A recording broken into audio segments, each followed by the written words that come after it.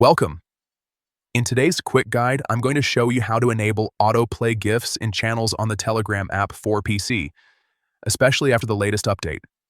If you've noticed that GIFs are no longer playing automatically in channels, don't worry, it's just a setting you need to turn back on. Let's get straight into it. First, open your Telegram app on your computer. Make sure you're logged into your account and on the main screen where you can see your chats and channels. Now, look at the top left corner of the screen.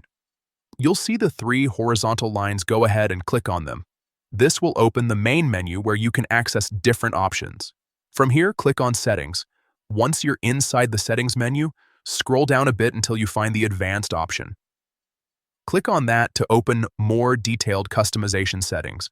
Inside Advanced, look for a section labeled In Channels. This is where Telegram lets you control how media behaves specifically in channel posts. Click on In Channels, and you'll see an option for GIFs. If autoplay is currently disabled, the toggle will be off. Simply enable GIFs by turning that option on.